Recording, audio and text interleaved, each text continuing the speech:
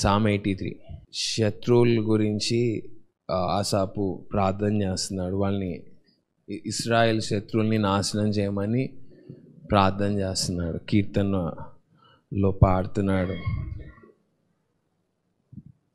మొదటి వచనం చదువుకున్నా, ఎవరైనా చదవండి. దేవా ఊరకుండకుము, దేవా మౌనంగా ఉండకుము, ఊరకుండకుము. సో ఎప్పుడైనా మీరు ఇలాంటి ప్రార్థన చేశారా? దేవుడి దగ్గర చేయలేదు కానీ పేరెంట్స్ దగ్గర చేశాను నేను. ఇప్పుడు నువ్వు నోరు మూసుకుని ఉంటే ఊరుకునేదే లేదు. ఎప్పుడు అనలేదా? సో యవనస్తులు ఉన్నారు, యవనస్తులు ఎవరెవరు ఇట్లా మాట్లాడారో చెప్పండి. ఇప్పుడు నువ్వు సైలెంట్గా ఉంటే ఊరుకునేది లేదు. అక్కతోనేమో అలా చెప్పావు, నాతోనేమో ఇట్లా చెప్పావు. ఇప్పుడు చెప్పు, కరెక్ట్గా చెప్పు. నన్ను ఈ పని చేస్తే నువ్వు నన్ను ఇట్లా అన్నావు, అక్కనేమో ఏమనుకున్నావు, నోరు మూసుకుని కూర్చుంటావా, చెప్పు అని పేరెంట్స్తో మాట్లాడతాం. అయితే ఈయన భక్తుడు దేవుడిని అడుగుతున్నాడు. ఎంత ధైర్యం కావాలో ఆలోచించాను. దేవుడిని అడుగుతున్నాడు. తల్లిదండ్రులు కాబట్టి ఎట్లా మాట్లాడినా నడిచిపోతుంది. దేవుడితో మాట్లాడాలంటే ధైర్యం కావాలి. దేవా సైలెంట్గా ఉండమాక అని చెప్తున్నాడు. సో మనం కూడా చాలా ధైర్యంగా, తల్లిదండ్రులు కొన్నిసార్లు అర్థం చేసుకోకపోవచ్చు కానీ దేవుడు మనల్ని అర్థం చేసుకుంటాడు. మన ఫీలింగ్స్ అన్నిటినీ దేవునితో చెప్పుకునే గొప్ప అవకాశం దేవుడు మనకి ఇచ్చాడు. మన భావాలన్నిటినీ స్పష్టంగా దేవునితో పంచుకోవడనే అవకాశం మనకి ఇవ్వబడింది. హల్లెలూయా. మీరు అసలు పంచుకుంటున్నారా దేవుడితో మీ ఫీలింగ్స్ని, మీ భావాల్ని దేవునితో పంచుకుంటున్నారా? మీలో మీరే బాధపడతా, మీలో మీరే కృంగిపోతున్నారా? దేవునితో మీ ఫీలింగ్స్ని చెప్పుకుంటున్నారా? మీ భావాల్ని, మీ ఆలోచనల్ని దేవునితో పంచుకుంటున్నారా? మీ బాధల్ని ఏదో ప్రార్థన చేస్తున్నామంటే ప్రార్థన చేస్తున్నట్టుగా, లేకపోతే ఆరాధన చేస్తున్నామంటే ఆరాధన చేస్తున్నట్టుగా ఉంటున్నావా? కరెక్ట్గా దేవునితో పంచుకుంటున్నావా? జాగ్రత్తగా మీరు ఈ విషయాన్ని ఆలోచన చేయండి. 2వ వచనం చదవండి. 80 నీ శత్రువులు అల్లరి చేయుచున్నారు, నిన్ను ద్వేషించేవారు తల ఎత్తి ఉన్నారు. జాగ్రత్తగా ఈ విషయాన్ని ఆలోచన చేయండి. శ్రమలు, ఇబ్బందులు వచ్చినప్పుడు మనం ఏం చేస్తాము అని అంటే మనలో మనం మాట్లాడేసుకుంటూ ఉంటాం, లేకపోతే అనవసరమైన వాళ్ళకి దాని గురించి చెప్తూ ఉంటాం. అనవసరమైన వాళ్ళకి అని అంటే కొన్ని విషయాలు మనుషులతో చెప్పుకోవడం చాలా ఇబ్బంది తీసుకొస్తుంది, కానీ అలాంటి వాళ్ళతో చెప్పేస్తాం. అన్ని విషయాలు అందరితో పంచుకోవడం కుదరదు. దేవునితో తప్ప అన్ని విషయాలు అందరితో చెప్పడం కుదరదు.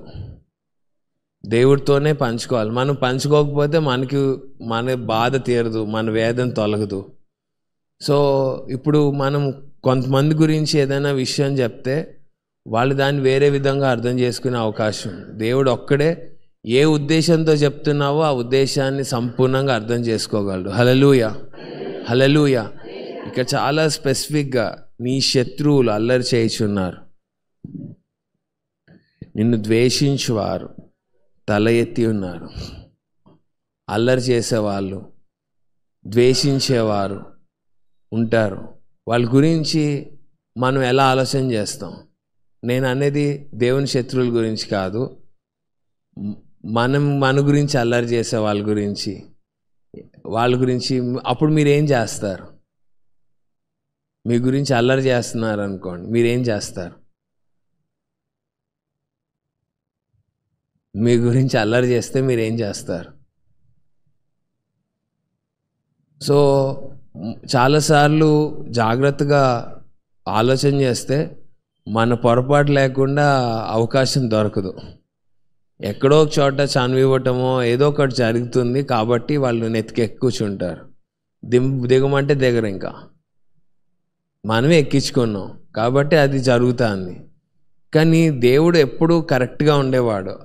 అయితే అది మనం గుర్తించి దేవునితో కలిసి మనం దేవుని శత్రువులు మన శత్రువులుగా అయినప్పుడు గొప్ప కార్యాలు జరుగుతాయి. వాళ్ళు ఎవరు అనేది గుర్తిస్తే వాళ్ళని బట్టి మనం ప్రార్థన చేస్తాం, వాళ్ళతో దూరంగా ఉంటాం.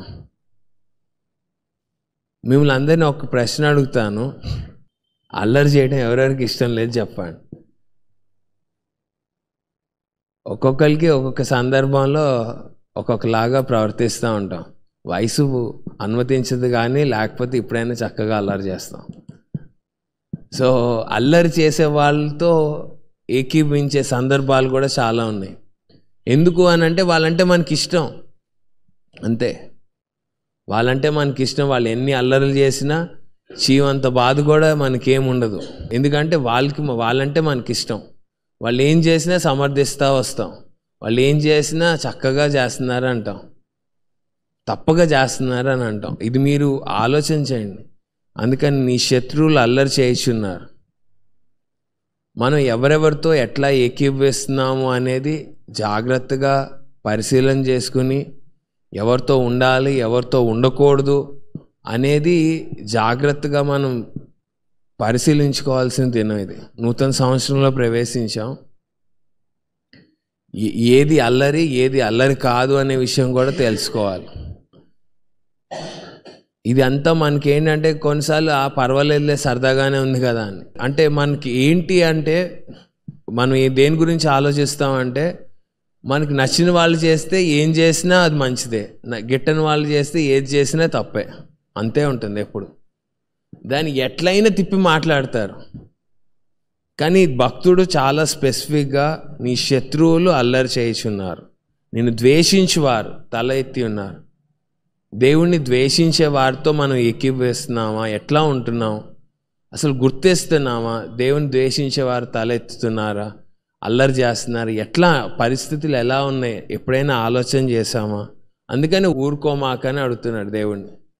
ఊరుకోవద్దు దేవా, మౌనంగా ఉండొద్దు, ఇప్పుడైనా నువ్వు కార్యం చేయి అని అక్కడ ప్రార్థన చేస్తున్నాడు. 3వ వచనం చదువుతాం.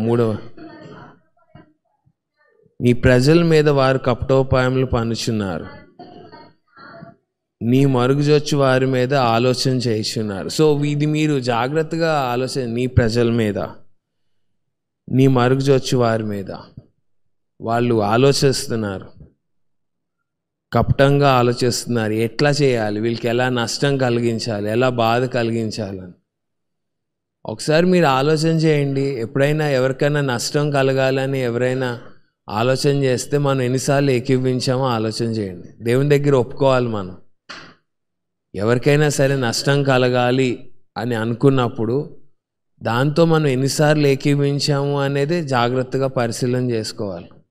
మనకంటే బలవంతులతో పోరాడతామా? మనకెందుకులే అనుకుంటాం. మనకంటే బలహీనులతోనే పోరాడటానికి ప్రయత్నం చేస్తాం, ఈజీగా గెలిచిపోతాం అనుకోండి. కానీ దేవుడు వాళ్ళ పక్షాన ఉంటాడు. నీ మరుగుజొచ్చిన వారిని, నీ ప్రజల మీద దేవుడు ఎప్పుడు ఎవరైతే బలహీనులుగా ఉంటారో వాళ్ళ పక్షాన ఉంటాడు. వాళ్ళు ప్రార్థన చేసినా చేయకపోయినా వాళ్ళ పక్షాన్ని నిలబడతాడు. అందుకనే మనం కూడా దేవుని బిడ్డలంగా ఎవరైతే బలహీనులుగా ఉంటారో వాళ్ళ పక్షాన నిలబడాలి. సో మనం అనుకుంటాం ఏముందిలే వీళ్ళని, ఏముంది అట్లా తొక్కేసేస్తాం అనుకుంటారు కొంతమంది. ఏం తొక్కలేరు, వాళ్ళు తొక్కబడతారు, వాళ్ళు నాశనం చేయబడతారు. అన్యాయంగా, అక్రమంగా, దుర్మార్గంగా మనం దేవుణ్ణి స్తుతించడానికి, ఆరాధించడానికి ఇక్కడికి వచ్చాం. కానీ ఇలాంటి దేవునికి వ్యతిరేకమైన ఆలోచనలు మనలో ఉంటే దేవుణ్ణి ఆరాధన చేయలేం. మనం దేవుణ్ణి స్తుతించడానికి, దేవుణ్ణి మహింపరచడానికి మనం ఇక్కడికి వచ్చాం. దేవుడు ఎలాంటి హృదయంతో ఉన్నాడో మనం కూడా అలాంటి హృదయంతో ఉంటేనే దేవుడిని ఆరాధన చేయగలం, దేవుణ్ణి స్తుతించగలం.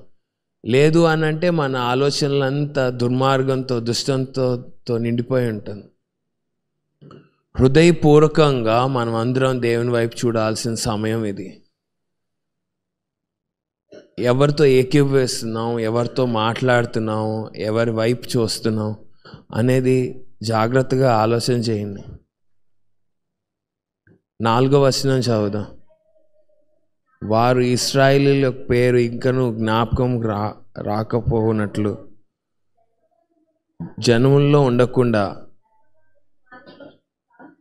వారిని సంహరించడం రండి అని చెప్పుకొనిచున్నారు. జాగ్రత్తగా మీరు దీని గురించి ఆలోచన చేయండి. వీళ్ళని తుడిచేయాలి, వీళ్ళు ఉండకూడదు, ఇశ్రాయేలీయులు ఉండకూడదు అని. అయితే దేవుడు ఎప్పుడైతే యేసు ప్రభుని వాళ్ళు సిలువేశారో వేసిన తర్వాత యేసుప్రభుని అంగీకరించకపోవటం వల్ల వాళ్ళ కంటే శ్రేష్టమైన ఆశీర్వాదాలు దేవుని మందిరానికి ఇవ్వబడి వాళ్ళకి ఉన్నాయి. కానీ వాటికంటే ఇశ్రాయేలీల కంటే శ్రేష్టమైన ఆశీర్వాదం దేవుడు మనకిచ్చాడు దేవుని మందిరానికి. ఇది గుర్తుపెట్టుకోండి, దేవుని మందిరానికి. సో మీరు మందిరంలో భాగంగా ఉన్నారా అనేది ప్రశ్న. మందిరానికి వేరుగా ఉన్నారా, మందిరంలో భాగంగా ఉన్నారా? చాలామంది దేవుని మందిరం ఉండకూడదు, దేవుని మందిరం తుడిచేయాలి అనే ఆలోచనలతో చాలామంది ఉంటారు. వాళ్ళ పరిస్థితి ఎట్లా అవుతుంది అని అంటే 12వ వచనం చదువుదాం. 12వ వచనం, దేవుని నివాస స్థలమును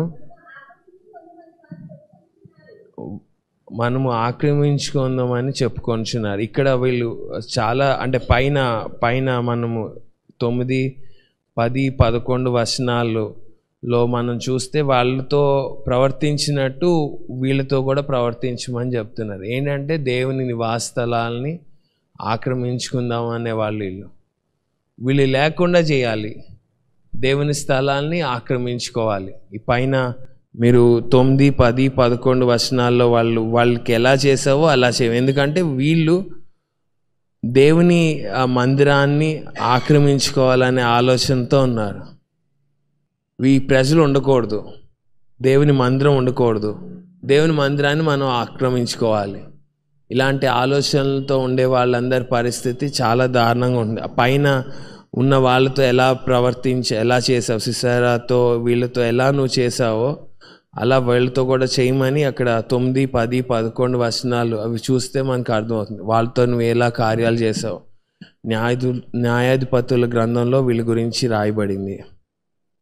4వ అధ్యాయం, 5వ అధ్యాయము, 7వ అధ్యాయము, 8వ అధ్యాయంలో ఈ విషయాలన్నీ రాయబడినాయి.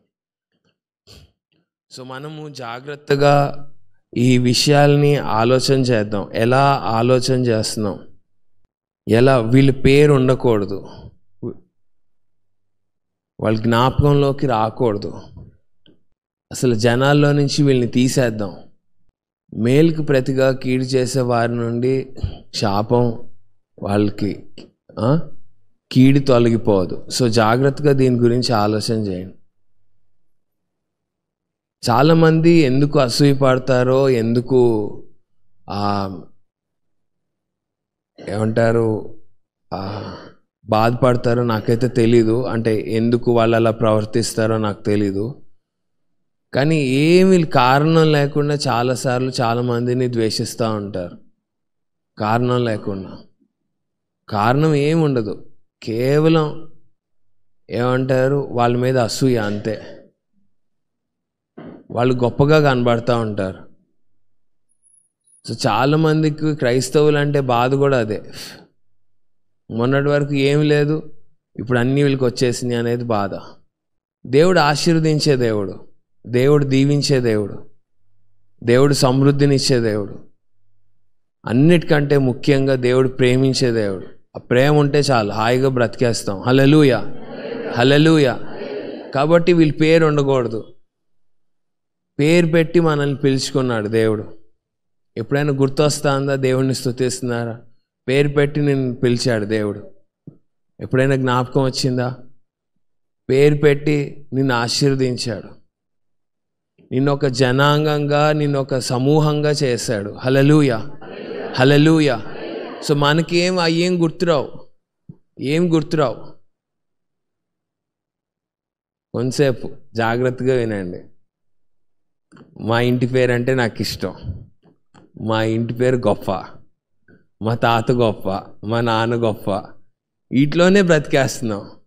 దేవుడు నన్ను పేరు పెట్టి పిలిచాడు. దేవుని జనంలో, దేవుని సమూహంలో ఒక వ్యక్తిగా నన్ను ఏర్పాటు చేసుకున్నాడు. సంఘంలో ఒక ప్రత్యేకమైన స్థానాన్ని దేవుడు నాకు ఇచ్చాడు అనే విషయాన్ని మర్చిపోతున్నాం. దీన్ని బట్టి ఎప్పుడైనా మీరు సంతోషించారా? దేవుడు నన్ను ఏర్పాటు చేసుకున్నాడు, సంఘంలో నన్ను ఒక గొప్పగా దేవుడు వాడుకుంటున్నాడు, నన్ను ఏర్పాటు చేసుకున్నాడు దేవుడు అని ఎప్పుడైనా మీరు గుర్తుపెట్టుకుని దేవుని స్తుతించారా? మనకి ఏం గుర్తురావు. నేను గొప్ప, నా ప్రార్థన గొప్ప. ఇది కూడా చాలా ఇబ్బందికరమైన విషయమే. నేను ప్రార్థన చేస్తే ఈ కార్యాలన్నీ జరిగినాయి. మీకు ఎప్పుడు అనిపించలేదా, నేను ప్రార్థన చేస్తే ఈ కార్యాలన్నీ జరిగినాయి? ఎవరైనా ఇంకొకళ్ళు ప్రార్థన చేసే వాళ్ళు లెగుస్తే అసలు నచ్చదు. నిన్నగాక మొన్నొచ్చి ఓకే పెత్తనం చేస్తాను ఏంటి అనుకుంటారు. అంటే ఇప్పుడు అసలు అలా పోటీ పడేవాళ్ళు లేరు అనుకోండి, జస్ట్ చెప్తున్నాను. వ్రత ప్రార్థనలు మొదటి 5 రోజులు ప్రార్థనలు చేసేవారు. ఫస్ట్ అక్కడ మా ఊర్లో పెడసంగల్లో దేవుడు పెద్దవాళ్ళతో మాట్లాడితే, అంటే వాళ్ళతో మాట్లాడితే వాళ్ళు ప్రారంభించారు. 5-6 ఉపవాస ప్రార్థనలు ప్రారంభించారు, వ్రత ప్రార్థనలు. ఫస్ట్ 5 days 4 ప్రార్థన చేసేపాటికి తెల్లారిపోయేది. నాకు మీరు అవకాశం లేదని నెక్స్ట్ డే వచ్చి మళ్ళీ పొద్దున్నే అందరికంటే వాళ్ళు ఇంకా 4 వచ్చి ప్రార్థన మొదలు పెట్టేవారు. అంటే 4 కాదు కానీ 5 అలా పనులన్నీ ముగించుకొని వచ్చేసేవారు. కూర్చుని ప్రార్థన చేసేవారు. ప్రార్థన చేస్తూ ఉంటే మళ్ళీ ఇంకొకరికి అవకాశం దొరికేది కాదు. నెక్స్ట్ డే వీళ్ళకంటే ముందులు వచ్చి వాళ్ళు స్టార్ట్ చేసేవారు. అది చాలా మంచిగా జరిగేది. నేను అనేది స్వనీత్ గురించి మాట్లాడుతున్నాను. స్వనీత్ ఎప్పుడు వస్తుందంటే నేను ప్రార్థన చేస్తున్నాను కదా, మధ్యలో ఏంటి నీ హడావుడి అన్నట్టుగా ఉంటాం. సో దీని గురించి మీరు ఆలోచన చేయండి. అప్పుడు అసలు ఈ ఉండకూడదు అనే ఆలోచన వస్తుంది. అది సైతాన్ ఆలోచన అని చెప్పడానికి చెప్తున్నా. ఈయన ఉండకూడదు అంతే ఇక్కడ అనే ఆలోచన వస్తుంది. వీళ్ళు ఇక్కడ ఉండకూడదు, వీళ్ళు ఇది చేయకూడదు, అదే ఆలోచనలు ఇక్కడ కనబడుతున్నాయి మనకి. వాళ్ళు సంపూర్ణంగా నశించిపోవాలని వాళ్ళు అక్కడ మాట్లాడుతున్నారు. ఇక్కడ అప్పుడప్పుడు కొన్నిసార్లు మనకి ఈ వ్యక్తి ఉండకూడదు, ఈ వ్యక్తి ఈ పని చేయకూడదు, ఇలాంటి ఆలోచనలతో ఎట్లా వాళ్ళని పాడు చేయాలా, ఎట్లా వాళ్ళని ఇబ్బంది పెట్టాలా అనే ఆలోచనలతో కొంతమంది పనిచేస్తూ ఉంటారు. సో జాగ్రత్తగా దాని గురించి మీరు గమనించి ఆ ఆలోచనలో నుంచి మీరు అందరూ బయటకు రండి. మీ దగ్గర ఒకలాగా ఇంకొకరి దగ్గర ఇంకొకలాగా అలా చెప్పి ఏదన్నా కానీ మీ ప్రార్థనా జీవితాన్ని, మీకున్న ఆశీర్వాదాన్ని పాడు చేయడానికి వాళ్ళు ప్రయత్నం చేస్తూ ఉంటారు. సో ఇది మనకి అర్థమైనప్పుడు అలాంటి వ్యక్తుల మాటలు మనం పట్టించుకోము, వినము, వాళ్ళ వైపు చూడము. సో మనకి ఒకవేళ ఇలాంటి ఆలోచనలు ఎప్పుడైనా కలిగి ఉంటే అది హృదయపూర్వకంగా దేవుని సన్నిధిలో ఒప్పుకుందాం. ఇలాంటి అసూయ నాలో ఉంది, ఈ వ్యక్తి పాడైపోవాలి, ఈ వ్యక్తి నశించిపోవాలి అనుకున్నాను, ఈ వ్యక్తి ఉండకూడదు, ఈ కుటుంబం ఉండకూడదు, వీళ్ళకి నష్టం కలగాలనుకున్నాను. వాళ్ళు ఎవరైనా సరే, అంటే నేను అనేది మన శత్రువుల గురించి మాట్లాడుతున్నా, దేవుని శత్రువుల గురించి కాదు. అది మీరు చాలా స్పెసిఫిక్గా అర్థం చేసుకోండి. దేవుని శత్రువులు వేరు, మన శత్రువులు వేరు. దేవుని శత్రువులే మన శత్రువులుగా ఉండాలి. అది అర్థమవుతే మాత్రానికి చాలా దీవించబడతాం. దేవుని శత్రువులే మన శత్రువులుగా ఉండాలి. దేవుని ద్వేషించేవారే మనం వాళ్ళని ద్వేషించాలి. కానీ చాలాసార్లు మన శత్రువుల్ని దేవుని శత్రువులు చేస్తాం. ఎప్పుడు చేయలేదా మీరెవరు? అందుకనే ప్రారంభంలో నేను గుర్తు చేశాను, ఈసారి కనుక నువ్వు ఊరుకున్నావంటే, మా నోరు మూసుకున్నావంటే ఊరుకునే లేదు, గట్టిగా తిట్టాలని చెప్తారు పేరెంట్స్కి. ఎందుకనంటే వాళ్ళ కోపం అంతా పేరెంట్స్ ద్వారా జరగాలి. నువ్వు చెప్పాల్సిందే, ఖచ్చితంగా గట్టిగా చెప్పాలి. ఇన్నిసార్లు నోరు మూసుకుని ఉన్నావు, ఇప్పుడైనా నోరు తెరిచి మాట్లాడు, అక్కని తిట్టు గట్టిగా. నన్ను ఎన్నిసార్లు అన్నావు. మన కోపం తల్లిదండ్రుల ద్వారా వాళ్ళు తిట్టేటట్టు చేయాలని ప్రయత్నం చేస్తూ ఉంటాం. దేవుడి దగ్గర కూడా అలా చేస్తూ ఉంటాం కొన్నిసార్లు. అది కుదరదు, దేవుడు దాన్ని ఒప్పుకోడు. తల్లిదండ్రుల మాట వినాలి, తల్లిదండ్రులు ఇది కాదు అని చెప్తే ఆగాలి. అలానే దేవుడు ఇది కాదు అని చెప్తే కాదు. దేవునికి ఎవరు శత్రువులో మనకి వాళ్ళే శత్రువులు, మనకి వేరే శత్రువులు ఎవరు ఉండరు. అందుకనే నీ శత్రువులను ప్రేమించమని చెప్పాడు దేవుడు. అందుకని మీరు స్పెసిఫిక్గా అండర్లైన్ చేసుకోండి. శత్రువుల గురించి వచ్చినప్పుడు జాగ్రత్తగా మీరు గుర్తించండి, నీ శత్రువులు, దేవుని శత్రువుల గురించి మాట్లాడుతున్నాడు. మన శత్రువుల్ని ప్రేమించాలి, దేవుని శత్రువుల్ని దేవుని శత్రువులుగా భావించాలి. దేవుని శత్రువులు ఎవరు అని అంటే ప్రజల్ని పాడు చేసేవారు. వాళ్ళకి ఆధారం ఏమి లేదు కాబట్టి వాళ్ళని పాడు చేద్దాం, వాళ్ళని నాశనం చేద్దాం, వాళ్ళని కృంగదీద్దాం, వాళ్ళని బాధ పెడదాం, ఎట్లయినా వాళ్ళని నశింపజేద్దాం అనుకునేవారు. ఎవరినైనా సరే ఎట్లా పాడు చేద్దాం అనుకునే వాళ్ళందరూ దేవుని శత్రువులే. వాళ్ళకి బలం లేదు కాబట్టి మనం నిలబడి వాళ్ళని తొక్కేద్దాం, వాళ్ళని అణిచివేద్దాం అనుకునే వాళ్ళందరూ దేవుని శత్రువులే. ఒక సమూహాన్ని తీసుకుని వీళ్ళు అసలు ఉండకూడదు అనుకుంటారు, వీళ్ళు ఉండకూడదు, వీళ్ళు నాశనం అయిపోవాలి, ఇది ఎవరైనా సరే అలా అనుకునే ఏదైనా కానీ అది దేవునికి వ్యతిరేకమైంది. దేవుడు అందరినీ ప్రేమిస్తున్నాడు. అందరినీ ప్రేమించడమే కాదు, అందరి కోసం ప్రాణం పెట్టాడు దేవుడు. హల్లెలూయా. ఇది మనకు అర్థమైతే మనం వేరే వాళ్ళని ద్వేషించలేం.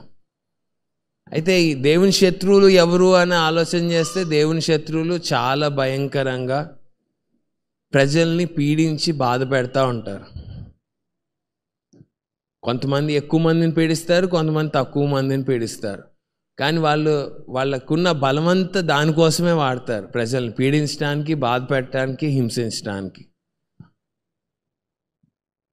వాళ్ళకి ఏముండదు, ఇంకా ఆలోచన ఏముండదు. వీళ్ళు కూడా మనలాంటి మనుషులే అనే ఆలోచన ఏముండదు. నేను ఇప్పుడు బాగానే ఉన్నానుగా, నేను శుభ్రంగా ఉన్నాను కదా అనుకుంటారు. ఇప్పుడు నా దగ్గర బలం ఉంది కదా అనుకుంటారు. కానీ దేవుడు ఒకరోజు సిసెరాకు చేసినట్టు చేస్తాడు. ఆ 9-10 వచనాలు ఇవన్నీ ఆ విషయాలు మనం చూస్తాం. ఒకసారి 5వ వచనం చదువుదాం. ఏక మనసుతో వారు ఆలోచన చేసుకొంచున్నారు, నీకు విరోధంగా నిబంధన చేసుకొంచున్నారు. జాగ్రత్తగా వీరు ఏక మనసుతో,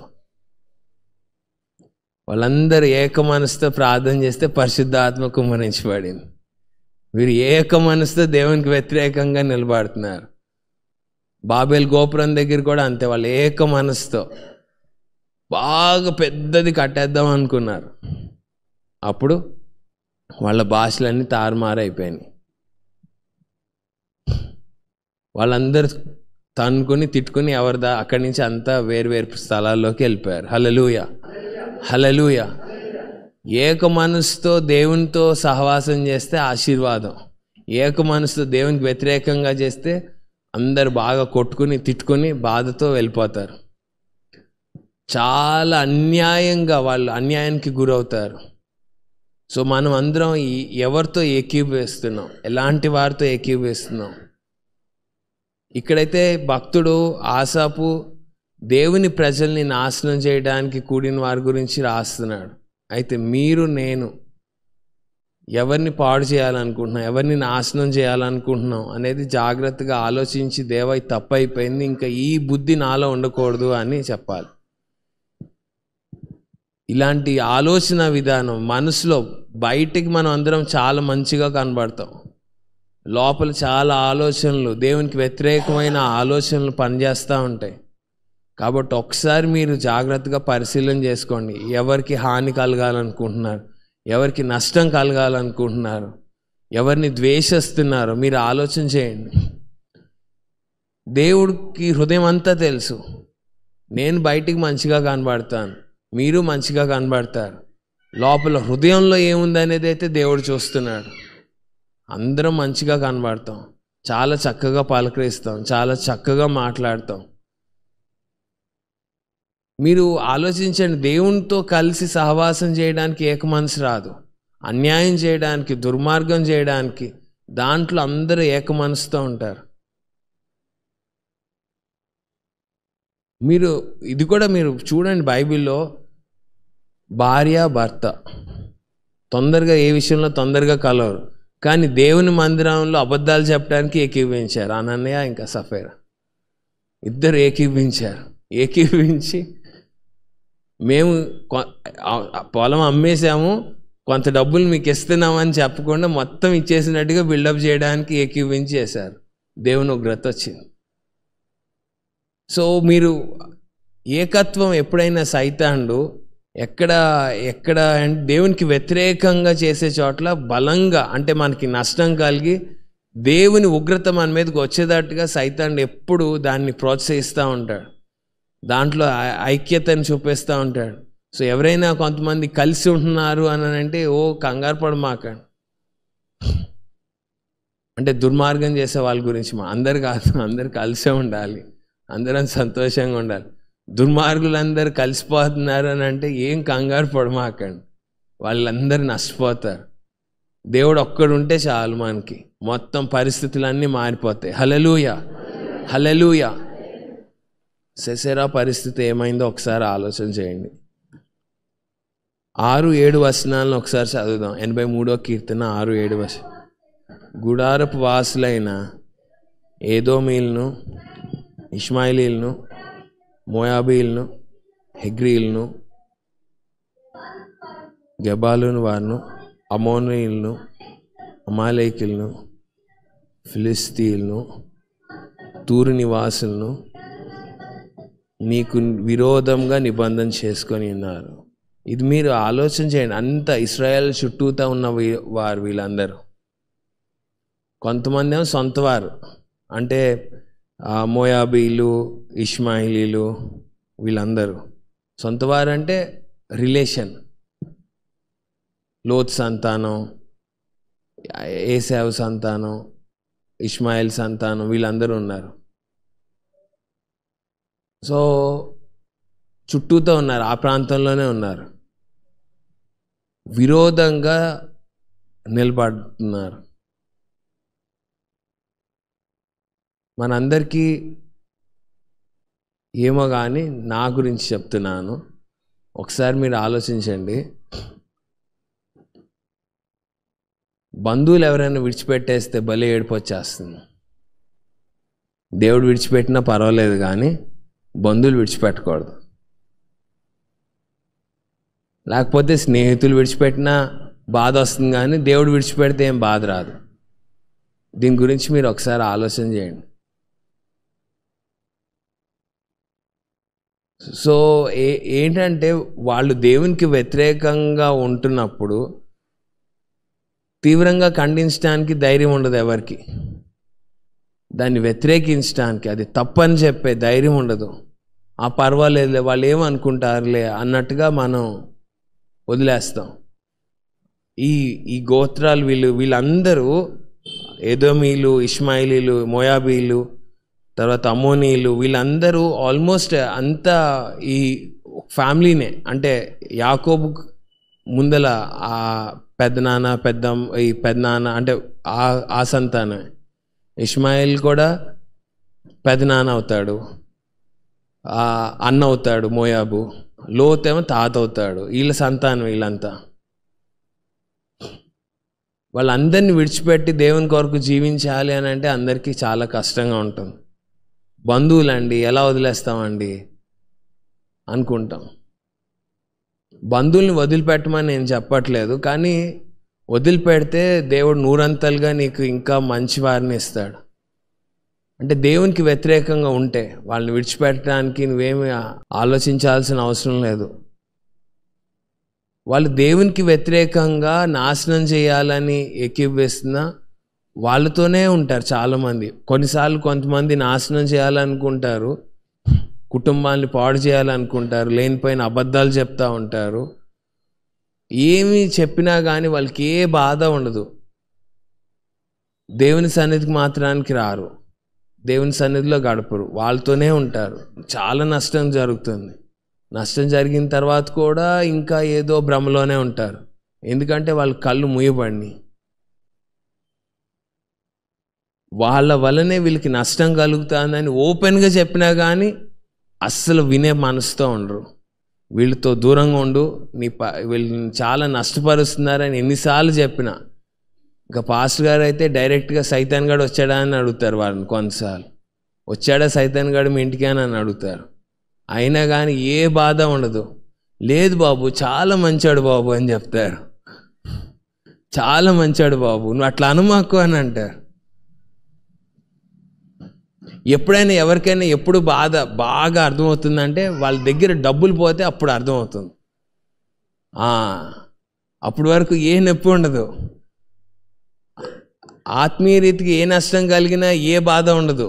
వాళ్ళ డబ్బులు కానీ, వాళ్ళ ఆరోగ్యం కానీ, వాళ్ళ కుటుంబం కానీ పాడైపోతే అప్పుడు బాధ కలుగుతుంది. అప్పటి వరకు ఏ బాధ ఉండదు.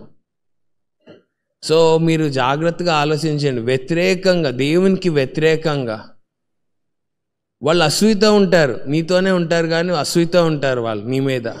వీడికి నష్టం జరగాలి, చాలా మంచిగా బులిబులి మాటలు చెప్తా ఉంటారు. నువ్వు చాలా మంచివాడివి, అసలు నువ్వు లేకపోతే నేను లేనన్నట్టుగా చెప్తా ఉంటారు. కానీ ఒకరోజు వస్తుంది వాళ్ళ దుర్మార్గం, ఎందుకంటే వాళ్ళ హృదయం అంతా దేవునికి వ్యతిరేకంగా ఉంది. వీళ్ళు ఎలా నష్టపోవాలి, వీళ్ళకి ఎలా హాని జరగాలి, వీళ్ళకి ఎలా నాశనం అవ్వాలి అనే ఆలోచనతోనే వాళ్ళు ఉన్నారు. అప్పుడు కానీ వీళ్ళకి ఏదైనా జరిగితే కానీ అప్పుడు కానీ వీళ్ళు నా మాట వినరు అనే ఆలోచన ఉంటుంది చాలామందికి. మీరు గమనించండి, ఇలాంటి ఆలోచన మీకుంటే దేవుని సన్నిధిలో ఒప్పుకోండి. అది దేవునికి వ్యతిరేకమైన ఆలోచన. వీళ్ళకి ఏదైనా జరిగితేనే వీళ్ళు నా మాట వింటారు, అప్పుడు నేను చెప్పినట్టు చేస్తారు. ఈ ఆలోచన ఎవరికైనా ఉంటే, సో వీళ్ళందరూ ఏకంగా కూడి మొత్తం ఏదన్నా కానీ వీళ్ళని లోపరుచుకోవాలి, వీళ్ళు చెప్పినట్టు నేను చెప్పినట్టు చెయ్యాలి. ఇది చాలా దుర్మార్గమైన ఆలోచనలు ఇవి. లోపరుచుకోవాలి అంతే. నేను సిట్ అంటే సిట్, స్టాండ్ అంటే స్టాండ్. ఇలాంటి దుర్మార్గపు ఆలోచన, ఇది సైతాన్ ఆలోచన అనమాట. మీరు ఆ స్ట్రక్చర్ చూడండి. ఎట్లయినా సరే నా మాట నెరవేరాలనే ఆలోచన, నా పంతమే జరగాలనే ఆలోచన, ఇది సైతాన్ ఆలోచన. ఎలాంటి సందేహం లేదు. నేను అనుకుంది సాధించాల్సిందే ఎట్లయినా సరే. కుటుంబాలు పాడైపోయినా పర్వాలేదు, డబ్బులు నష్టం వచ్చినా పర్వాలేదు, జీవితాలంతా సంవత్సరాలు పాడైపోయినా పర్వాలేదు, నేను అనుకుందే జరగాలి. దేవుని చిత్తం వాళ్ళకి ఏ మాత్రం అక్కర్లేదు. సో ఇది మీరు చాలా జాగ్రత్తగా పరిశీలన చేసుకోండి. ఎవ్వరం తీర్పు తీర్చలే ఎవరికి ఈ విషయంలో. ఎవరికి వాళ్ళని దేవుని సన్నిధిలో గడిపి ఎక్కడెక్కడ పొరపాటు చేసామో ఒప్పుకోవాలి దేవుని సన్నిధిలో, అంతే. ఎవ్వరం ఎవరికి తీర్పు తీర్చలేం. మోకరించి, దేవా నీకు వ్యతిరేకమైన ఆలోచనలు ఏమైనా ఉన్నాయా, నన్ను విడిపించిన ఆయన అని ప్రార్థన చేసుకోవాలి. అయ్యా నన్ను క్షమించు, నీ సన్నిధికి వస్తున్నాను, నీకు వ్యతిరేకంగా నీ చిత్తాన్ని నెరవేర్చకుండా బలవంతంగా నా ఆలోచనలు ఎవరి మీదైనా రుద్దుతున్నానా, సహాయం చేయను ఆయన అని ప్రార్థన చేసుకోవాలి. అది ఎవ్వరు చెప్పినా కానీ ఏమీ ప్రయోజనం ఉండదు. చెప్పినా అర్థం కాదు, వదిలేయటమే. వాళ్ళని వదిలేసి ప్రశాంతంగా ఎంజాయ్ బాబు అని చెప్పాలి, అంతే. ఎంజాయ్ ఏం చేయలేం మనం. చాలామందికి చెప్పడానికి ప్రయత్నం చేశాను నేను, ఏం ప్రయోజనం లేదు. అందుని బట్టి నేను దూరంగా అయిపోయాను వాళ్ళతో. సో చెప్పకుండా వదిలేసి ప్రార్థన చేయటమే. నేను అలాంటి పరిస్థితిలో ఉండకూడదని దేవుని సహాయం కోరుకుంటున్నాను, ప్రార్థన చేసుకుంటున్నాను. సో వీళ్ళందరూ కూడి వాళ్ళ ఉద్దేశం ఏంటంటే ఫైనల్గా దేవుని మందిరాన్ని స్వాధీనపరచుకోవాలి, దేవుని మందిరాన్ని పాడు చేయాలి. అదే మీరు 12వ వచనంలో చూస్తాము, ఇందాక చదివాము. దేవుని నివాస స్థలాన్ని ఆక్రమించుకుందామని వారు చెప్పుకుంటున్నారు. ఎందుకు ఇశ్రాయేలీలు నాశనం అయిపోవాలనంటే దేవుని మందిరాన్ని స్వాధీనపరచుకోవాలి. దేవుని మందిరాన్ని వాళ్ళు స్వాధీనంలోకి రావాలి, వాళ్ళు ఆ మందిరంలో ఉన్నదంతా వాళ్ళు అనుభవించాలనే ఆలోచన. చాలా విషయాలు మనం వింటూ ఉంటాం, ఆ విషయాల గురించి నేను మాట్లాడను. మీరు జాగ్రత్తగా పరిశీలన చేసుకోండి, ఆలోచన చేయండి. అలాంటి వాళ్ళకి ఎలా సంభవించిందో కూడా మీరు జాగ్రత్తగా చూడండి. మీకు చాలా స్పష్టంగా న్యూస్లో కనబడుతూ ఉంటాయి. ఎవరెవరు ఏం చేద్దాం అనుకున్నారు, వాళ్ళు ఎలా చచ్చిపోయారో ఆలోచన చేయండి. న్యూస్లోనే మనకు కనబడతాయి, ఇంకా వేరే సాక్ష్యాలు ఏం అవసరం లేదు. సో జాగ్రత్తగా మీరు దీని గురించి ఆలోచన చేయండి. అట్టి వారికి ఎలాంటి శ్రమలు రాబోతున్నాయనేది 13వ వచనం నుంచి భక్తుడు రాస్తున్నాడు. 13వ వచనం, నా దేవా సుడి గాలి తిరుగు ధూళివలెను,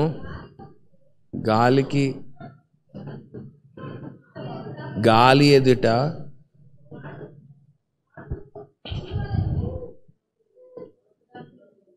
వడుగాకుల వలెను వారిని చేయము.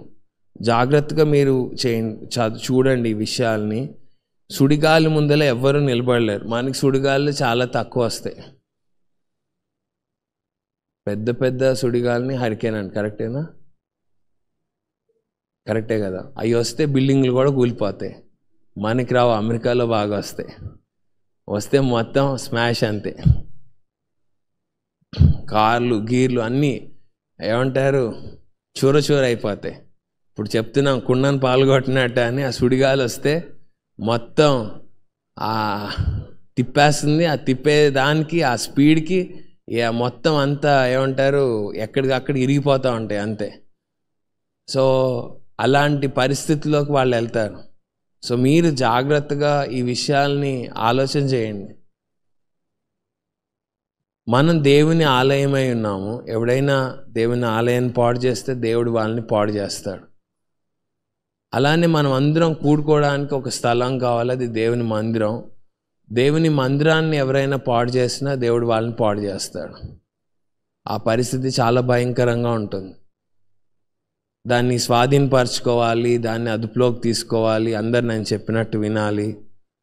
చాలాసార్లు నేను గమనించింది ఏంటి అని అంటే, పాస్టర్ గారు మేము చెప్పినట్టు వినాలి అనే ఆలోచనలు కొంతమందిలోకి వచ్చింది. వాళ్ళు దేవుని మందిరాన్ని వదిలేసి వెళ్ళిపోయారు.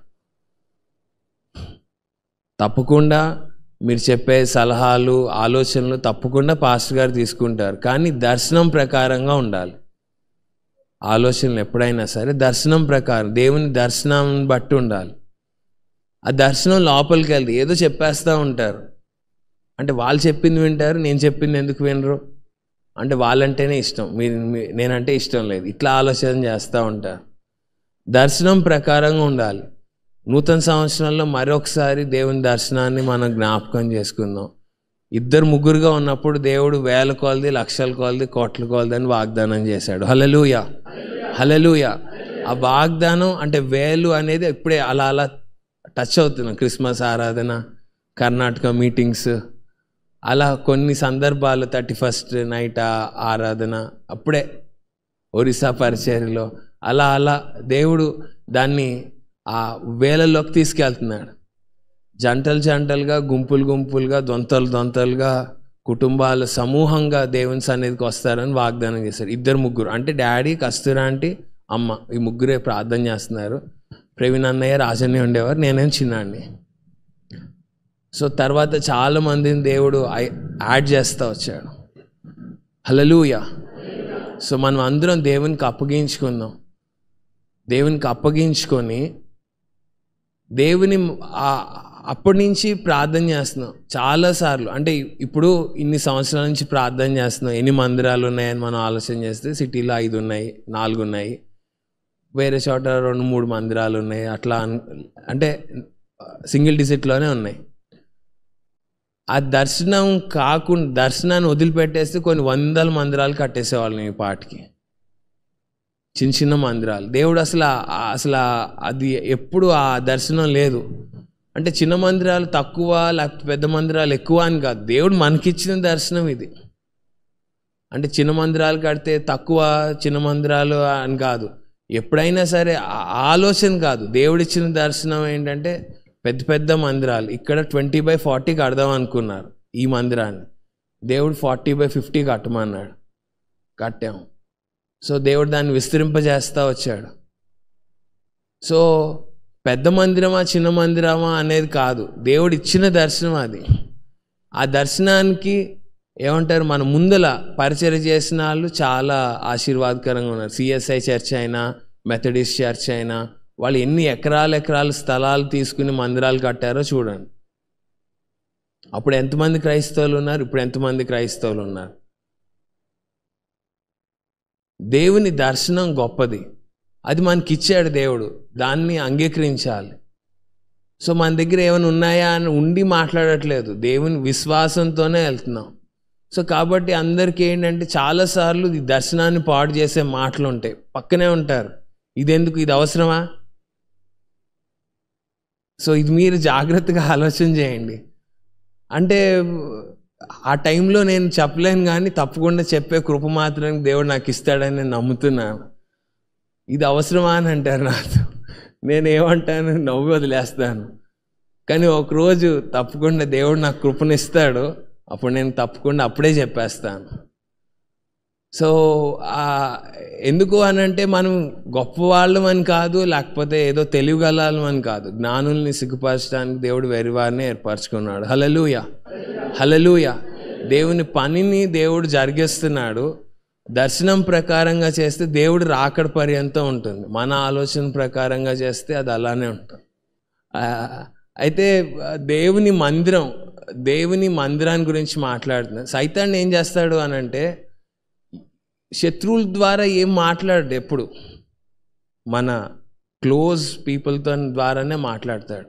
ఎట్లా అయితే యేసు ప్రభు వెనకాల పేతురు నేను మరణించాలి, తిరిగి లెగవాలి అనే విషయాన్ని యేసు ప్రభు చెప్తా అంటే, మరణాన్ని గురించి మాట్లాడుతా అంటే పేతురు ముందుకు వచ్చి ఇది నీకు దూరం అవ్వను కాక అన్నాడు. సైతానా నువ్వు వెనక్కిపో అని చెప్పాడు ఎమ్మటే.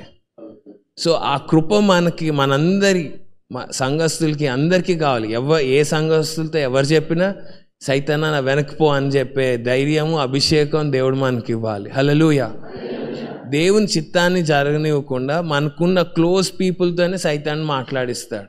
ఎవరినైతే మనం ప్రేమిస్తామో, ఎవరైతే మనం బాగా వాళ్ళని ఇష్టపడతామో వాళ్ళ ద్వారానే దేవుని పని జరగనివ్వకుండా వాళ్ళ ద్వారా మాట్లాడిస్తారు. మనం ఏమనుకుంటాం, ఇది కాదు అని అంటే వాళ్ళు ఎక్కడ బాధపడతారో అనుకుంటాం.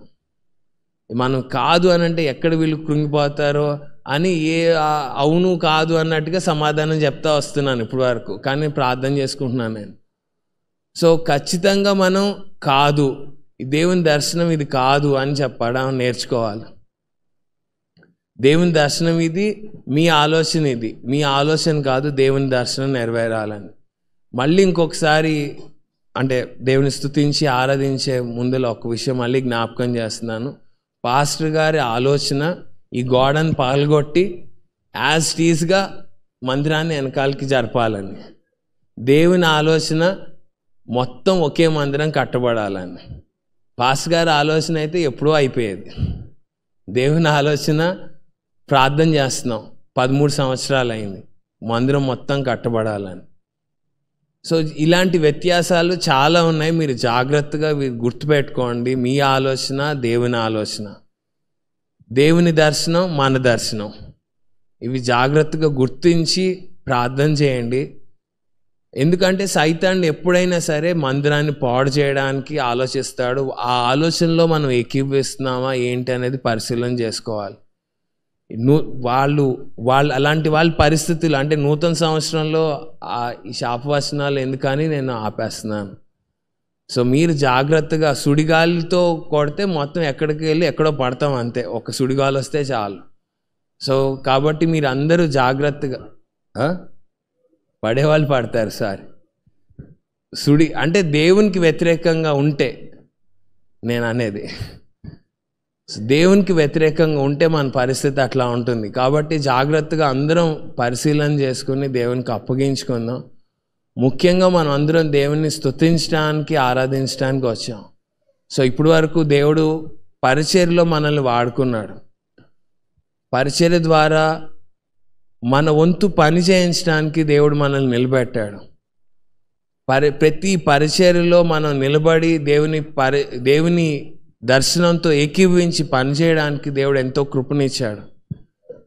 శత్రువుల ఆలోచనలతో అంటే దేవుని మందిరాన్ని పాడు చేద్దామని వాళ్ళ ఆలోచనలతో ఏకీభవించకుండా, అలానే దేవుని ప్రజల్ని పాడు చేయాలనే వారితో ఏకీభవించకుండా దేవుడు మనల్ని కాపాడుతా దేవుడు ప్రజల్లో అనేక మందిని కలిపేవారుగా మనల్ని ఉంచాడు.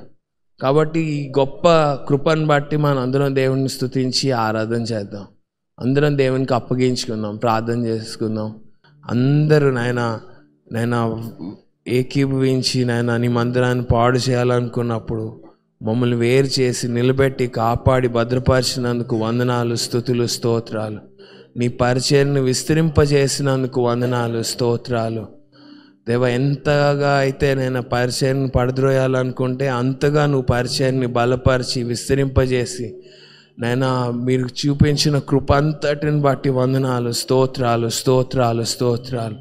మా కుటుంబ జీవితంలో మీరు ఇచ్చిన ఆశీర్వాదాలను బట్టి వందనాలు. మాటల ద్వారా తండ్రి, ఆలోచనల ద్వారా కుటుంబాలను పాడు చేస్తున్న వారి నుండి మమ్మల్ని వేరు చేసి మమ్మల్ని కాపాడి మా కుటుంబాలని నేను భద్రపరిచినందుకు వందనాలు, స్తోత్రాలు. అబద్ధపు మాటల నుంచి మమ్మల్ని విడిపించి మమ్మల్ని కాపాడుతున్నందుకు వందనాలు, స్తోత్రాలు. దేవాను చేసిన మేలన్నిటిని బట్టి మీకే వందనాలు, స్తోత్రాలు. తండ్రి, మేము మీ ఆలయమై ఉన్నాం. మీ ఆలయాన్ని ఎవరైనా పాడు చేస్తే వారిని పాడు చేస్తా అన్నారు తండ్రి. మమ్మల్ని మీకు అప్పగించుకుంటున్నాం. ఏ ఆలోచనల ద్వారా, ఏ తలంపుల ద్వారా నైనా మేము ఎన్నడూ నైనా ఈ ఆలయాన్ని పాడు చేసుకోకుండా ఉండటానికి నీ కృపను అనుగ్రహించమని ప్రార్థన చేస్తున్నాం. ఇంతవరకు మమ్మల్ని కాపాడావు. నీ ఆలయంగా ఉండటానికి నువ్వు ఇచ్చిన కృపకై వందనాలు, స్తోత్రాలు. మా జీవిత కాలం అంతా నీకు ఆలయంగా ఉండి నీ నామాన్ని మహింపరచడానికి, నిన్ను గణపరచడానికి నీ కృపను చూపించమని యేసు పరిశుద్ధ నామములో చిన్న స్తుతి ఆరాధన సమర్పిస్తున్నాం తండ్రి. ఆమేన్.